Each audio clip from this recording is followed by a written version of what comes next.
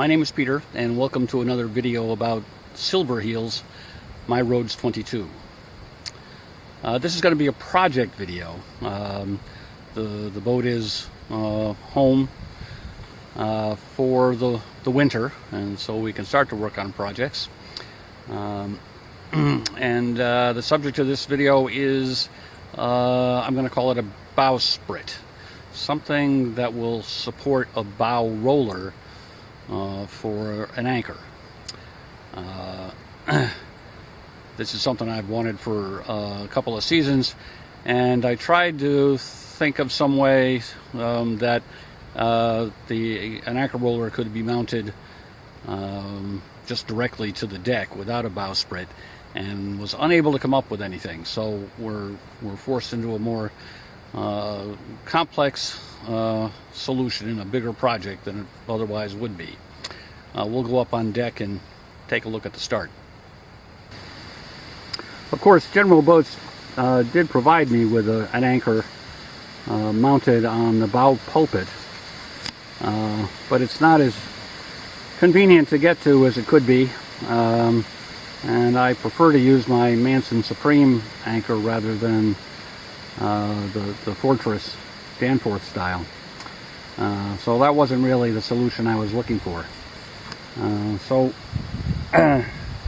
The first step in this project is to remove the bow pulpit, because the bow pulpit actually are the same bolts that will hold the bow pulpit to the bow, will also secure the Sprit that I intend to build. This is going to be built out of wood. So we started to remove the bolts. We've got 2 out. Pretty good start. Total of 16 to go. I'm out here working alone, so I'll show you the trick I'm using underneath to be able to do this single-handed.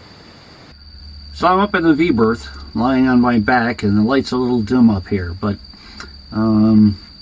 here we've got 2 more bolts on the first stanchion base for the pulpit, and what I'm doing is basically taping a box end wrench to the ceiling in a way that it's braced against something, and then go up on deck, and I can turn the head of the bolt and the nut will remain in place, or at least that's worked so far. 14 to go. Well, that process turned out to be easier than I feared it might be, and I didn't actually need to use my tape the wrench to the ceiling trick for most of these bolts. They were held firmly enough in their holes that I could back off the nuts, even though most of them were nylock nuts. The bolt didn't turn with the nuts, so I was able to take the nuts off on the bottom and then unscrew the bolts with the Phillips head up from the top, all except one that was so badly stripped out I needed an easy out for, but that only took a couple minutes. So step 1 is done. Step 2 of our project is to create a template that will document the position of the holes in the deck for the mounting hardware for the bow pulpit. We can't use the pulpit itself to show us the position of the bolt holes in the deck, because the shape of the pulpit changed somewhat as soon as I released it from those bolts. It was under some amount of tension. But we are going to use the pulpit to show us the relative locations of the bolt holes in each of the 4 stanchion bases. And each one seems to be oriented just a little differently. So to do this, we've created a bunch of these little pieces. They're 4 inches square, 1/4 inch plywood. We've marked the center by drawing diagonals. We've marked one edge or one direction that will point forward, and we've drawn a circle that's a little over 3 inches in diameter and 3 inches is the diameter of the base pieces. So that allows us to position one of our template pieces under each stanchion base and center it, and then we can use the holes in the stanchion base to create holes in the template piece that will correspond, and we'll mark each one port, starboard, forward, aft. So we've duplicated the bolt hole pattern for each of our 4 stanchion bases, and the next thing we're going to do is to cut out a 3-inch circular piece to match the stanchion base with a 3-inch hole saw. We'll need to clean these up a little, and then we can take them out to the boat. So up on the bow of the boat, we have our 4 stanchion base template pieces for the pulpit, mounted with short bolts into the original holes for the hardware for mounting the pulpit here to the bow. So the next step is going to be creating pieces the right length so that I can glue these together. I was planning to use a heat gun glue, but I found it set up before I could get the pieces in place. So I ended up using carpenter's glue and some screws, and that means I'll have to wait for the glue to dry at least an hour before I take this up off the deck. Now that we have our template build and we've confirmed that it's accurate enough for our purposes, we can move on to building the Sprit itself. And what we have here is a first rough assembly of the Sprit. There's some more trimming that needs to be done, and it's just dry fit together with screws at the moment. And I put the original template on here so you get an idea of where the pulpit will rest on this.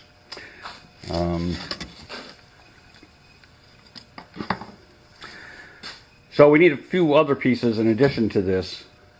We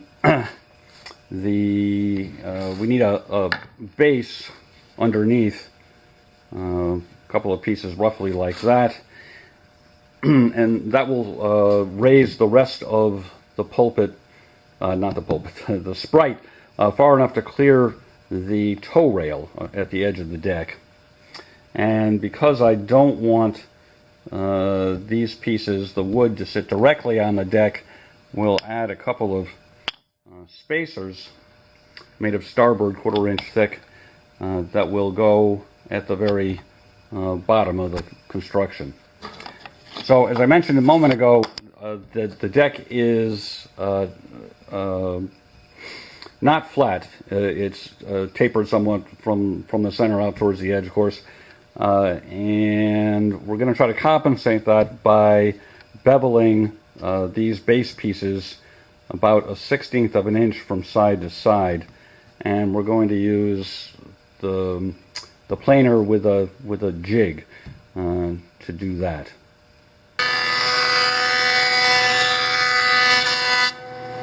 So all of the components of the primary bowsprit assembly have been cut to their final size and assembled with just screws at this point, and the bow roller came the other day, so I put that in place, and I've got some short bolts just kind of keeping its position.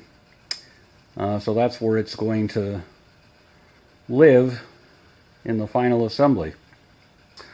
With our bowsprit assembly turned over, bottom side up, we've cut and attached our 2 base pieces, and the purpose of these again is to raise the rest of the assembly up above the level of the tow rail. So one aspect of this whole thing that I'm not quite sure how I'm going to work out has to do with the furling line for the jib. And one possibility is that the line will feed underneath the main assembly, and so I've made sure I've left a gap here in the center that could accommodate that.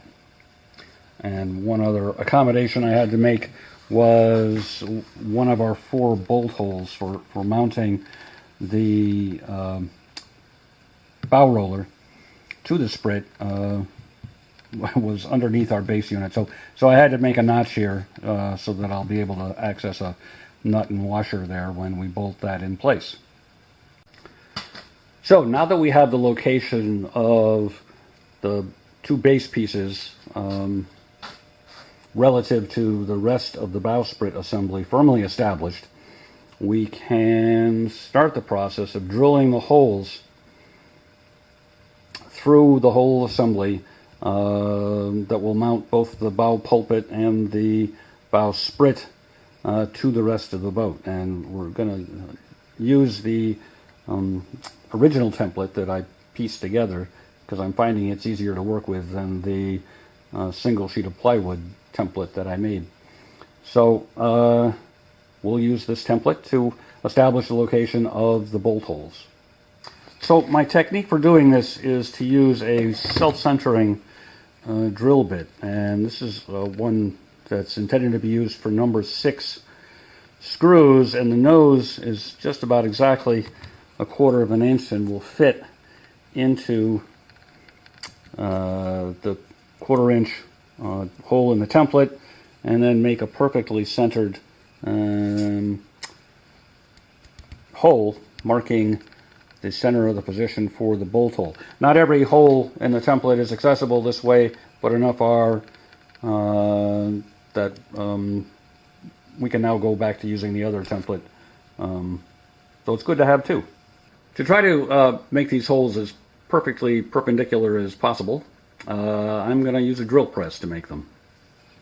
Okay, with the holes drilled in the base pieces and the base pieces reattached to the rest of the construction, we'll now use the first set of holes and our 1/4 inch drill bit to mark the start of the holes the next layer down. So with the position of the holes for the next level established, we'll take these pieces apart and take them over to the drill press as well. And we'll repeat the process to establish the position of the holes in the top layer. Well, there's my fully assembled bowsprit, complete with bolt holes, and I just realized the bolt holes are in the wrong place. The problem is, when I drilled the holes from the bottom, I didn't turn over the template. So the holes are an mirror image of what they should be. And I checked, and they don't line up. So what I'm going to have to do is not throw everything away, disassemble it, and fill all of the bolt holes with epoxy, and then we'll re-drill the bolt holes the right way. So it's the next morning, and what we'll do at this point is sand off the excess epoxy and try our hole drilling process again. Okay, so we're reassembled, and we're going to re-drill the bolt holes and use the same techniques we used last time. The danger is that in a situation where the new hole is drilling through both epoxy and wood, that there'll be a difference in density and that the drill bit won't track straight. But we'll have to see. Well, here we are several hours later with bolt holes in our bowsprit drilled in the proper location to accept the bolts from our bow pulpit. All right, well, now it's time to take our bowsprit assembly apart one last time and then glue it all together. The two base pieces will not be glued to the rest of it. They're not really structural. But everything else will be thoroughly coated with glue on the mating surfaces. So our bowsprit was glued together using epoxy, and now I've got one coat of epoxy on the top and sides. There'll be several coats, not sure how many, and we'll be doing the bottom as well, of course. Back on the boat, I'm under no illusion that we will be able to reuse the original bolt holes for the pulpit. So I've gone ahead and filled those all with epoxy.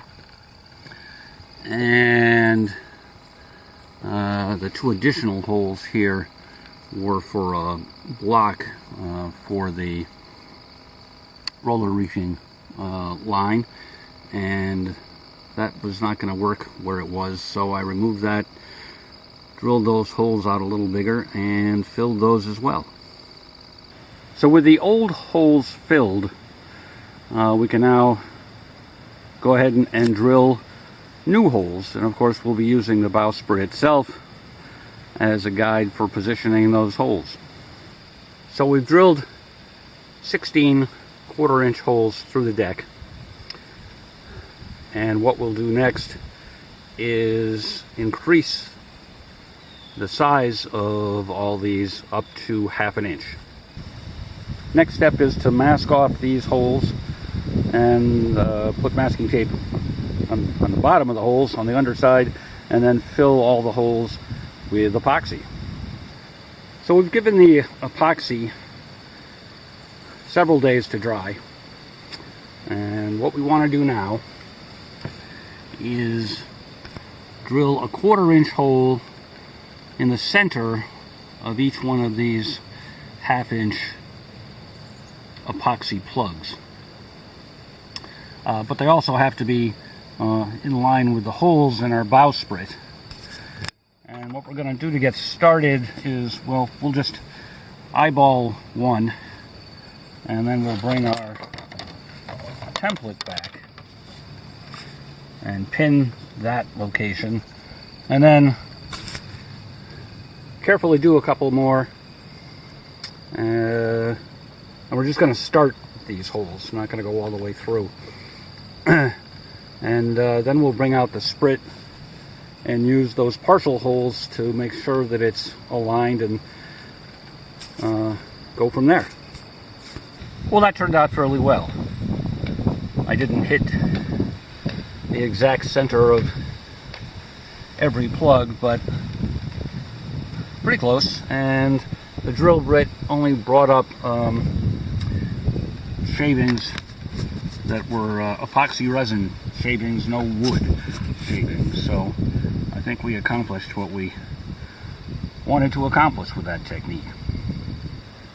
So we've got some butyl sealant around each of our 4 attachment points, and we've got these 2 boards here, and we're going to slide the sprit out on those boards until they're positioned, well, the 4 feet are positioned over the 4 bits of butyl, and we'll use bolts to align and pull out the boards and drop it into place, and hopefully all the butyl will remain where it's supposed to. Okay, with the Sprit test fit and found to fit, we brought the pulpit back up, and we're going to work some butyl tape around the base of, or the 4 base legs of the pulpit. Well, now our bowsprit and our pulpit are once again firmly bolted to the bow of the boat. So now the bow roller has been bolted to the bowsprit, and it's ready for its anchor. So there is our anchor in our bow roller. The anchor, by the way, is a 15-pound Manson Supreme, and the bow roller is from Mantis. We'll take a look at it from down below. So maybe now you can see things a little more clearly. Mantis also makes this device, which can be attached to the roller, which keeps the tip of the anchor down. So the anchor can't bounce when it's in this position. It's being held in place with a 1/4-inch pin. I had to drill holes for that in the right place to line up with the hole at the end of the anchor. So the plan is that the anchor will live here instead of in the lazarette when we're underway. Here again is the safety pin, and we'll probably rig some other kind of backup safety line just for belt and suspenders. Wouldn't want to lose our anchor. So when we're approaching an anchorage and need to prepare, we only need to bring the bucket with the anchor rode up from the cockpit rather than both the rode and the anchor, and connect the rode to the anchor. What I'm using here for that is a locking carabiner. So this little part turns to lock the gate closed, so I'm pretty confident that'll hold without loosening. And with the chain in place, we can pin the anchor back here on the cross piece using the same pin we had up there. It's just a little easier to reach here when we want to let it drop. And finally, regarding my concern about the jib furling line, it looks like the shape of the underside of the Sprit will allow it to act as a kind of giant fair lead. So I can just run it underneath the forward portion and back alongside the vent. That's only rubbing a very small bit. And then back aft. So it looks like that's not really going to be a concern. So of course all these theories about how we might actually use the anchor roller will have to be put to the test next sailing season. And we'll try to remember to tell you how that goes. So I think that'll about wrap it up for this project. There is at least one more in the works, I think, for this fall. So I'll see you then, and in the meantime, thanks for watching.